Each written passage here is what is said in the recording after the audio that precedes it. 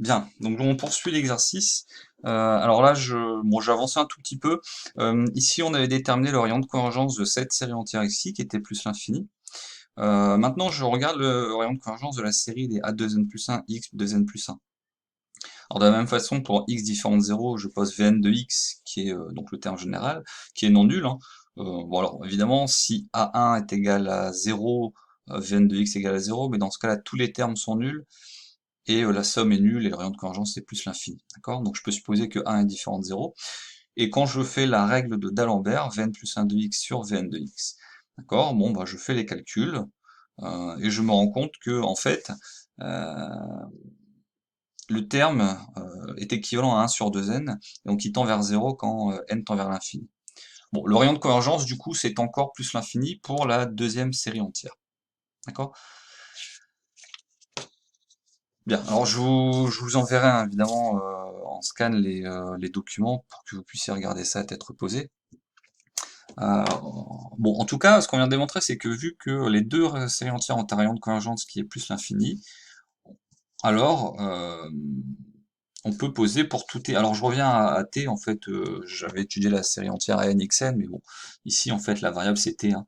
Donc pour tout t appartenant à R, du coup je peux définir f de t, c'est la somme de 0 à plus l'infini des a n t puissance n, d'accord? Ce rayon de convergence c'est plus l'infini, par somme hein, de séries entières de rayon de convergence plus l'infini. Et donc je vais décomposer cette somme en les termes pairs plus les termes d'ordre impair.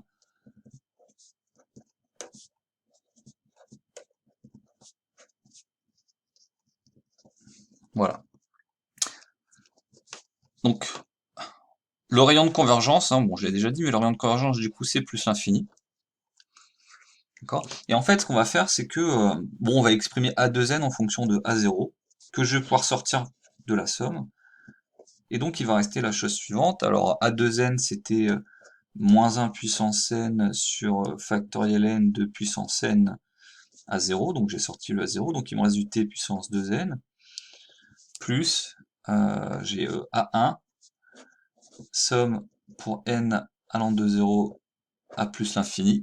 Donc ici, dans la deuxième partie, je sors donc le A1, donc il va me rester du moins 1 puissance n factoriel n de puissance n sur factoriel 2n plus 1 t puissance 2n plus 1. Ok. Et alors, je vais poser cette première fonction ici, qui est égale à h0 de t, et puis la deuxième somme ici, c'est h1 de t, d'accord? Donc on a deux fonctions dont le rayon de convergence, enfin développement en série entière, dont le rayon de convergence est plus l'infini. Donc si je fais un peu le bilan, j'ai montré que si f était solution, alors forcément ces coefficients vérifiaient une certaine équation, d'accord? Alors inversement, je regarde maintenant la fonction f avec les an qui vérifient l'équation. Le rayon de convergence est plus l'infini. Bon, et puis d'après les calculs précédents, vu que j'ai raisonné par équivalence dans l'analyse, bah, en fait j'ai démontré que f était solution de l'équation différentielle h. D'accord? Puisque les an vérifiaient l'équation an plus 2, c'était moins 1 sur n plus 2 fois an. Donc f est bien solution. Bien, alors du coup, regardez en particulier,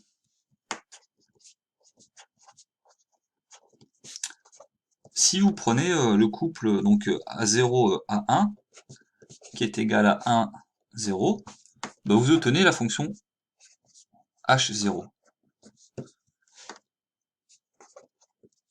qui est solution. Et maintenant, si je prends le couple A0, A1, qui est égal à... Bon, parce qu'il est arbitraire, hein, ce couple, en fait. Ce sont les deux premiers termes qui me permettent de définir la suite. Eh bien, si je prends le couple 0,1 maintenant, j'obtiens H1. Ça veut dire que mes deux fonctions H0 et H1 sont solutions de SH. On se rappelle que SH, c'est un espace de dimension 2. Et donc, pour vérifier qu'on a bien un système fondamental de solutions, c'est-à-dire une base de SH, eh bien, il faut regarder le rang, ou en fait, simplement le Wronskien. Alors, bon, alors c'est comme on veut, hein. On peut regarder, par exemple, le Wronskien. Donc si je fais W, alors je pose W de t le Wronskien, hein. Alors quand on a des équations, on a une équation linéaire d'ordre 2, je vous rappelle, le Wronskien il est défini comme ça, c'est h, le déterminant de h0 de t, h0' de t, ensuite h1 de t, h1' de t. D'accord? Ok. Alors, maintenant, vous savez que le Wronskien est non nul en un t si et seulement si il est non nul en tout t. Et donc, il suffit juste de regarder ce qui se passe en 0. D'accord? Alors, si je fais le Wronskien en 0, c'est quoi? Alors, h0, 2, 0. Alors, il est ici. Tous les termes sont nuls sauf le terme pour n égale 0. Et quand n est égal à 0, bah, tout ça, ça fait 1. Autrement dit, il reste à 0. D'accord? Ensuite, le terme dérivé. Alors regardez ici, vous avez une fonction, tous les termes, vous n'avez que des termes d'ordre pair. Quand vous allez dériver, ici, euh, il va rester que des termes, enfin que des termes d'ordre impair. D'accord? Ça veut dire qu'en particulier, cette fonction s'annule en 0. Donc ici, je vais avoir 0. Maintenant, pour h1, h1 de 0, et ben, comme tout à l'heure, si vous faites n égale 0, cette fonction ici, elle est impaire. Donc si elle est impaire, elle s'annule en 0. Et quand vous dérivez, eh bien, alors il faudra que je fasse le calcul, hein, quand vous dérivez, vous allez obtenir A1, d'accord? Parce que, bon, si vous faites H1' de t, donc c'est A1 somme pour n allant de 0 à plus l'infini, donc des moins 1 puissance n factoriel n2 puissance n, sur, alors ici je vais avoir un t puissance 2n, donc quand je vais dériver, il y a un 2n plus 1 qui va se simplifier, il reste un factoriel 2n. D'accord? Et quand on fait n égale 0, et bien tout ça, ça fait 1, ça fait 1, il reste A1. Ok.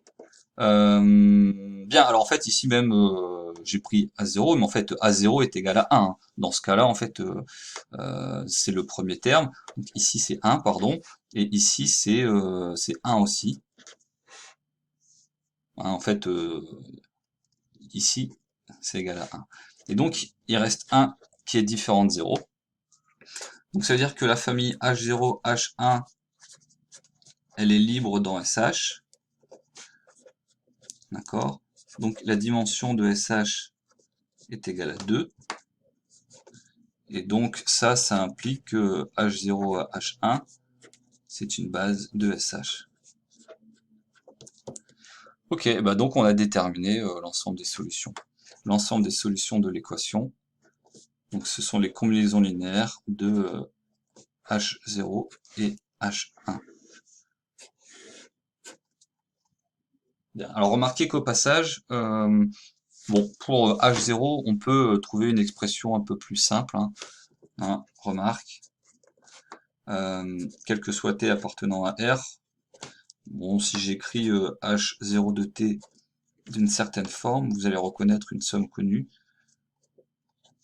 D'accord? Donc je vais mettre, j'ai du moins t carré sur 2 à la puissance n sur factoriel n. D'accord? Hein, quand je développe, enfin quand je regarde ce terme-là, il y a un moins 1 puissance n, il y a un t puissance 2n sur 2 puissance n, ok. Et donc là, bah, évidemment, vous avez reconnu le développement en série entière de l'exponentielle de moins t carré sur 2. D'accord? Bon, pour h1, c'est moins clair hein, que ça s'exprime à l'aide des fonctions usuelles. Voilà, donc si vous avez des questions, n'hésitez pas. Et puis, donc comme je l'ai dit, les vidéos seront limitées à 15 minutes. Donc voilà, ici, on est parti pour 2 vidéos. Et puis j'espère que j'arriverai à faire les prochains exercices en une seule vidéo. À bientôt pour la prochaine.